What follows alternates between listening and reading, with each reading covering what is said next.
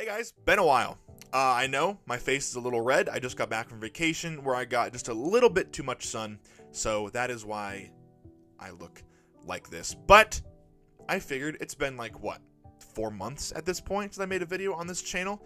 I'm very reliable when it comes to a consistent upload schedule. But today, if I haven't already made it clear, I really love Ghostbusters, obviously. The first film is my third favorite film of all time. I think the second one is fantastic. I love Afterlife, perfect legacy sequel, and I adore Frozen Empire. But Ghostbusters 2. Yeah, Ghostbusters 2. It's the one that, you know, people, including kind of Afterlife, kind of like to forget that it exists. It's a sequel that it sits in the shadow of not only one of the most iconic comedies of all time, but one of the most iconic films of all time, and especially from the 1980s. Critics didn't love the film. I think it's at like a 58% on Rotten Tomatoes, pretty split down the middle, and the fans were lukewarm at best. And when people talk about Ghostbusters, they usually start at 1984 with the original film, and then they jump to Real Ghostbusters or Extreme Ghostbusters or even Afterlife or Frozen Empire. God forbid 2016. But here's the thing. I think that those people are wrong about Ghostbusters 2. Ghostbusters 2 is good. It's actually really good. It's not just okay for a sequel. It's smart. It's very funny. I think I laughed more during 2 than I do during the first one. And it's a thematically rich continuation of the story set up in the original film. And most of the reasons that I hear people dismissing it are either surface level complaints, bad faith comparisons, or just straight up nostalgia goggles that kind of cloud the conversation. So in this video, I'm going to argue why I believe that Ghostbusters 2 deserves a lot more respect than it gets, even all these years later, 30-something years later at this point. We're going to break it all down. We're going to break down what it gets right, how it evolves the franchise, takes what worked in the first, and kind of switches it up a little bit, and why it actually might be the perfect sequel to the original film. Let's go. Let's start with the stigma, the bad reputation. When Ghostbusters 2 came out in 1989, the critical reception was, I don't know, what's a fun word? Tepid? It wasn't hostile. It wasn't overly negative. It was just a little bit indifferent. And that indifference has metastasized over time. Depending on what circle you ask, some people love it more than the original. I have a friend, I will put his Instagram handle on the screen right now. This is not only one of his 4 favorite films of all time, but he vastly prefers it to the original film. Some circles love it, some circles hate it, and some people just think it's fine. A lot of people say it's just a rehash. It's like The Force Awakens to A New Hope, or it's not as funny, or it kind of lost the edge of the first one. And to that, I think that's surface level take soup. Reheated from 1989 and never really questioned. The end. Most of this reputation was formed by comparison. Ghostbusters 2 was up against the juggernaut. The first Ghostbusters was lightning in a bottle. There's no other way to put it. You had an insane lineup of some of the funniest people of the time. Bill Murray, Dan Aykroyd, Harold Ramis, Ivan Reitman's direction. You had Ernie Hudson in there, Rick Moranis, Annie Potts, Sigourney Weaver, for crying out loud. It was like the 1980s greatest hits all put into one film, and it worked. It worked in every sense of the word. It was funny. It was charming.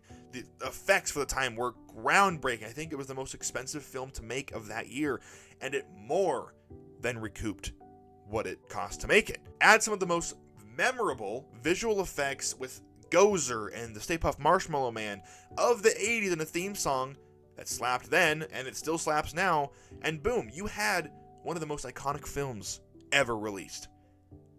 And Ghostbusters 2 walked into a room where everybody was already sipping champagne from the first party. And the minute that it didn't blow the roof off the place, people just shrugged it off. That doesn't mean the movie's bad.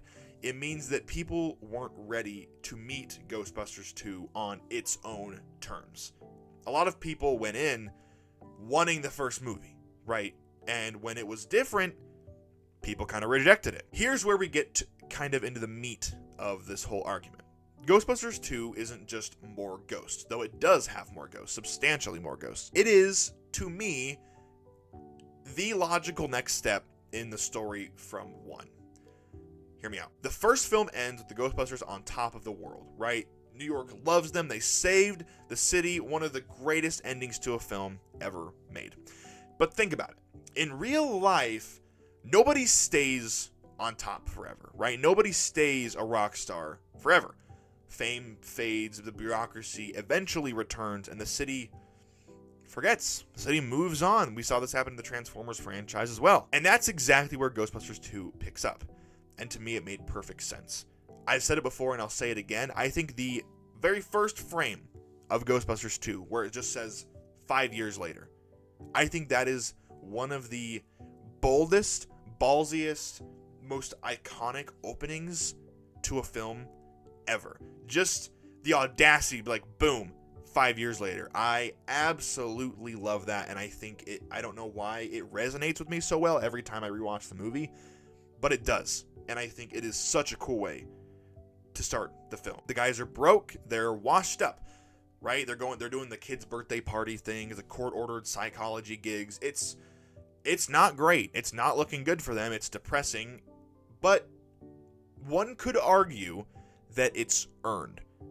It's a smart commentary on how, like, short-lived success can be, especially when it brushes up against the government, public memory, things fade.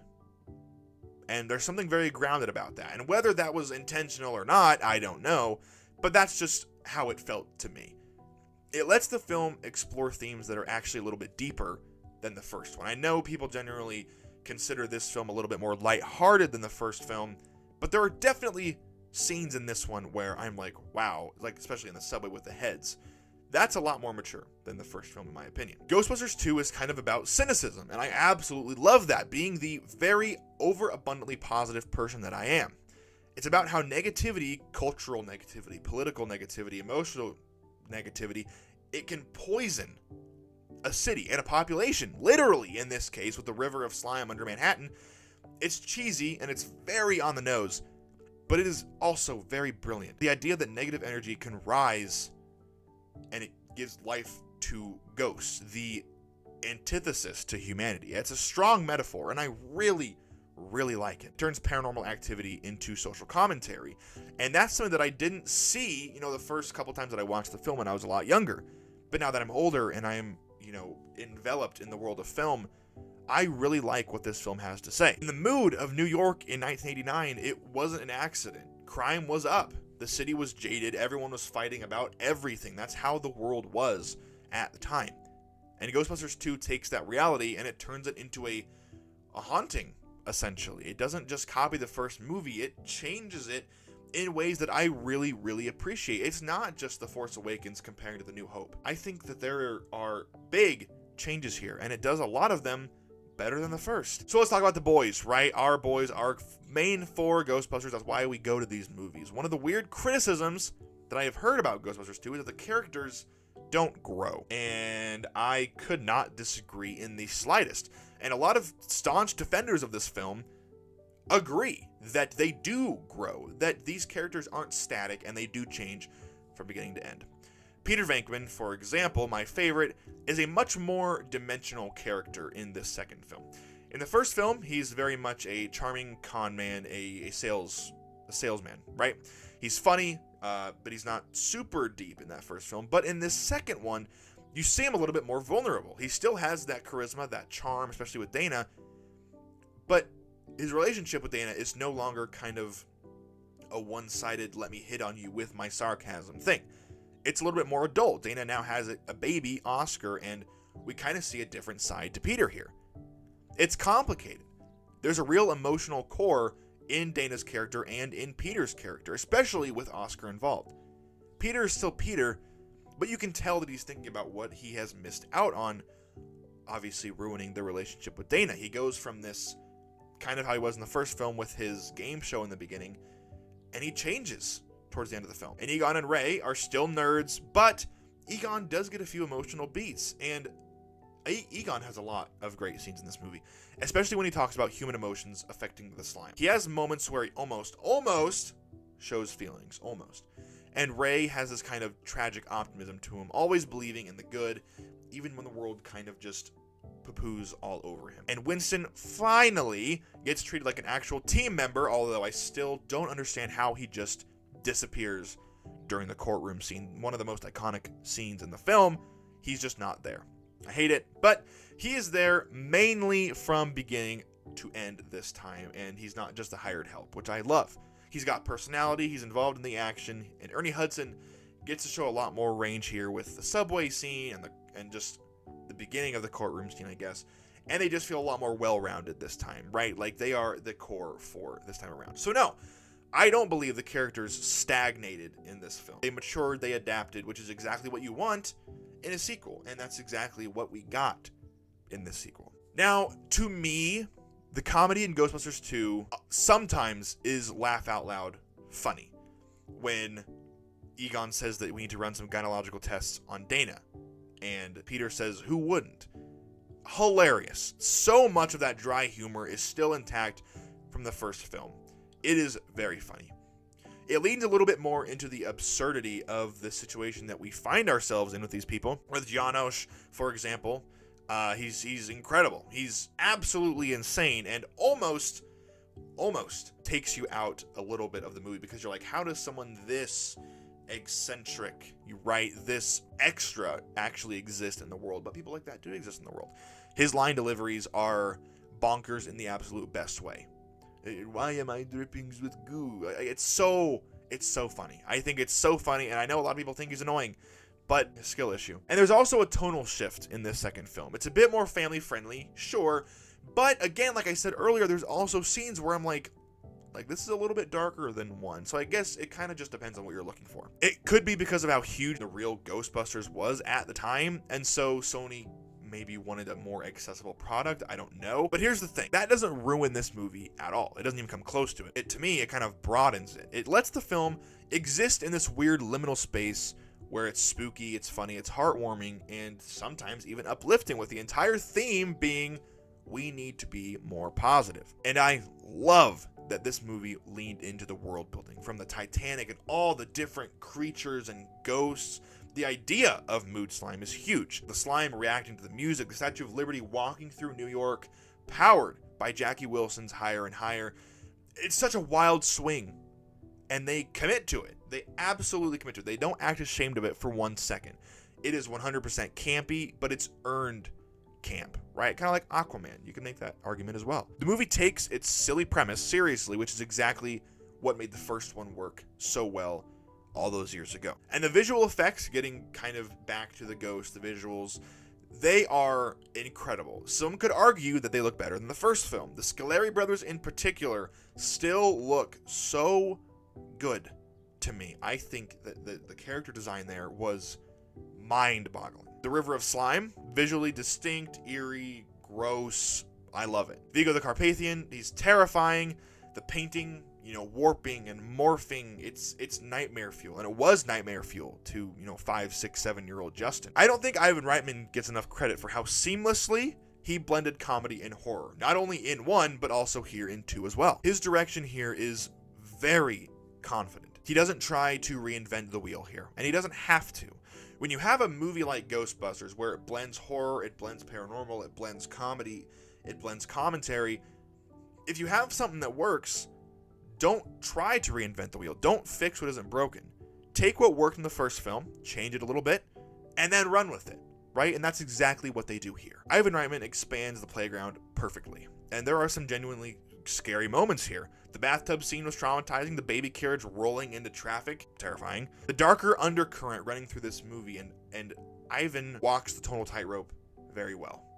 Again, the heads on stakes in the subway scene in general, there's a lot here that is genuinely pretty frightening. So all that being said, why does any of this matter? Because Ghostbusters 2 is not just the other one.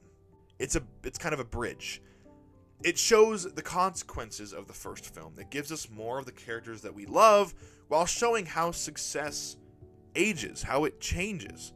It dares to have a message about how bitterness and cruelty and anger can literally rot a city from the ground up.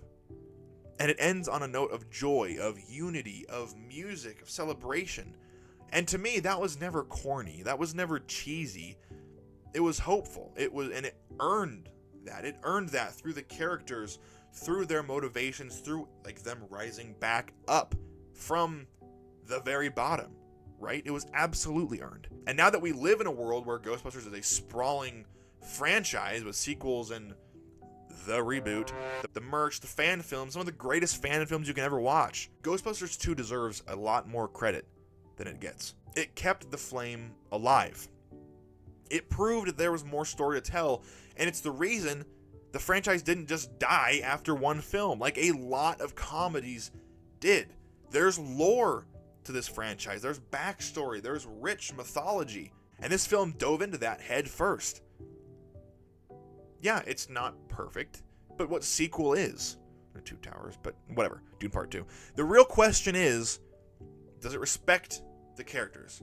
Does it respect Peter Venkman? Does it respect Ray Stantz? Does it respect Egon Spengler? Does it respect Winston Zeddemore?